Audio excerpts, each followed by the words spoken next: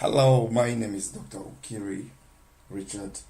I continue the podcast on basic cardiology. Today, let's talk about resting and exertional chest pain. A 55-year-old man presented to you in clinic complaining of recurrent left chest pain that he experiences on severe exertion. The pain radiates to the left part of the neck and the arm. There was an occasion where the pain even occurred at night and radiated to the back. He has never measured his blood pressure during attacks, but on visits to hospitals, his blood pressure were usually lower than normal, about 110 to 70 millimeter of mercury. He smokes 10 to 20 cigarettes a day for the past 40 years, but because of this pain, he stopped smoking a week ago. There is no cardiac sickness in the family, and by the last blood check, his cholesterol was a bit elevated. The blood pressure was okay. What differential diagnosis are you thinking about? Well, my differential diagnoses are coronary heart disease, arterial hypertension, aortic syndrome, reflux disease, pulmonary disease, and musculoskeletal problems. There were no pathologic findings in his physical examination. Cholesterol was elevated 260, HDL was 48, LDL 165, triglyceride 236. Full blood count, coagulation, renal function test, electrolyte, thyroid test, and troponin were all normal. In the ECG, he had a sinus rhythm, 91 per minute, in different axes. There were disturbances of early repolarization with raised ST exit in the chest leads and also in the inferior leads. These findings were not new by this patient, for he did a pre-operative ECG 10 years ago where these findings were also documented. Let me ask you, what relevance do the early repolarization disturbances have? Well, the answer is that the changes have been known to have no prognostic relevance, though some few examinations have shown a connection with raised vulnerability for ventricular fibrillation. In a recently published from Finland study, a long-time study of 10,864 patients showed after 30 years plus minus 11 years, a raised cardiac mortality in patients with early repolarization. So let's continue. You did your echocardiography and the heart chambers were normal dimensioned. There was normal systolic and global function, no left ventricular hypertrophy. Aorta was in okay, no dissection membrane. The valves were okay. There were no raised pressure in small circulation, no pericardial effusion. At least the findings were okay. You did a stress ECG test, stepwise to 150 watts. The heart rate rose from 101 to 162 per minute. The blood pressure from 170 to 160/80 millimeters of mercury, and the test was stopped because of exhaustion and dyspnea. Under the test, the patient had piercing thorax pains that lasted until short after the test. And in ECG, you saw flattened T waves with discrete ST depression, flattened T waves in inferior leads, and discrete ascending ST depression in V5 to V6. How do you judge these stress ECG test results? While the clinical reaction is in agreement with an ischemic reaction without significant ECG correlation. So what are you going to do? I'll give the patient nitroglycerin test and also aspirin 100 milligram per day and arrange for a date for stress echocardiography. Okay, you gave the patient the nitroglycerin to use an aspirin, but the patient came a week after he was supposed to come for the stress test, and actually told you that the nitroglycerin spray helps immediately he uses it.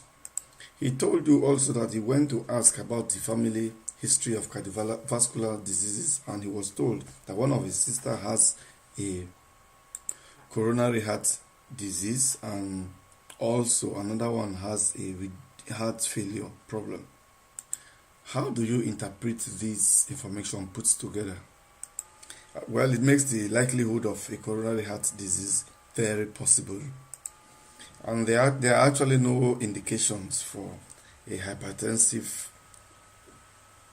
heart disease or aortic syndrome, pulmonary syndrome to be the cause of this man's problem.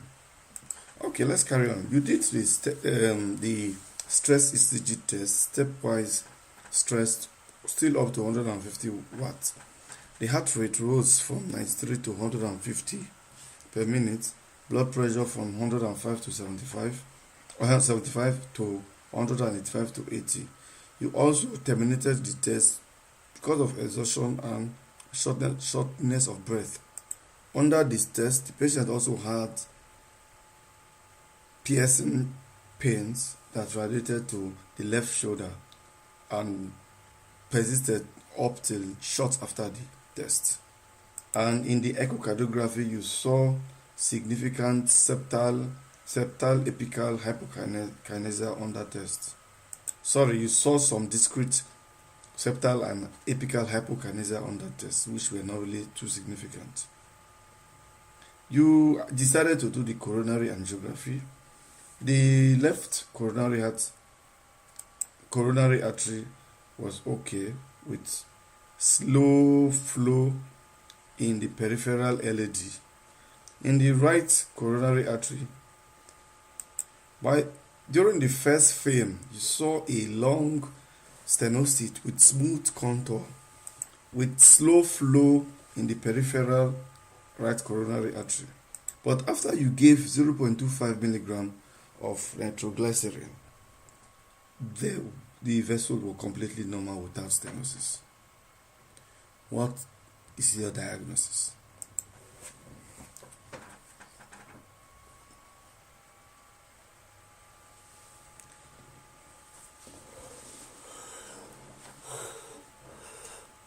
Well, the diagnosis is clear.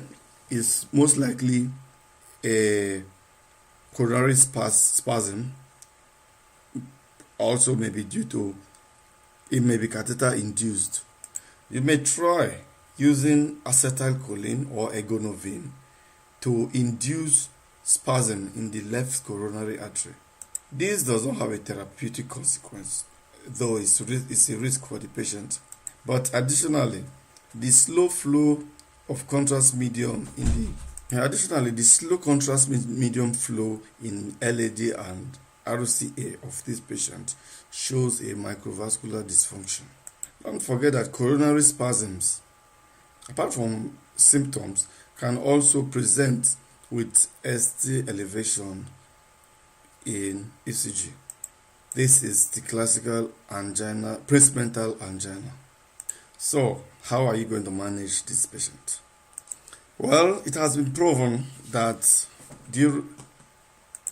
in coronary arteries with spasm, there are usually nitric oxide deficiency, which is why treatment with nitrate are usually beneficial.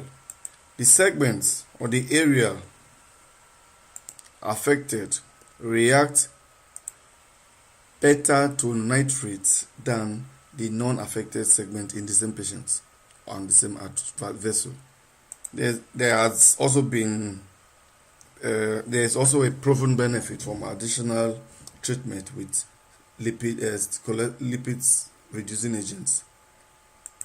Calcium antagonists are also recommended. Some authors recommended the avoidance of beta blocker because, as analog to pheochromocytoma, increased level of alpha receptor may be stimulated through circulatory catecholamines, which may promote vasoconstriction. A study also with alpha blocker prazosin has also shown positive effect. The above named substances also influence the microvascular dysfunction positively. So my last question now, what else can you recommend for this patient? I will advise this patient to definitely and permanently stop smoking and to carry out regular sports. Substances and situations that promote spasm should be avoided. These include serotonin, ergotamine, catecholamine excesses, for example, through mental stress, withdrawal, like alcohol withdrawal, also hyperventilation, also chemotherapeutic agents like 5-FU, cyclophosphamide. Magnesium has also been known to promote spasms. The patient will also be informed about the danger of cocaine abuse because cocaine is a potent vasoconstrictor and can cause chest pain and myocardial infarction. For example, in 2005 in the USA, 450,000 patients were handled due to cocaine-related symptoms. 40% of these had chest pains. Different studies have shown that about 6% of patients with cocaine-associated chest pain have myocardial infarction. In these cases of cocaine-induced myocardial infarction, it is not recommended to give beta blocker because here they increase the tendency of the coronary vessels to have spasms, thereby reducing myocardial blood flow, thereby causing blood pressure elevation and a raised tendency for seizures. Thank you.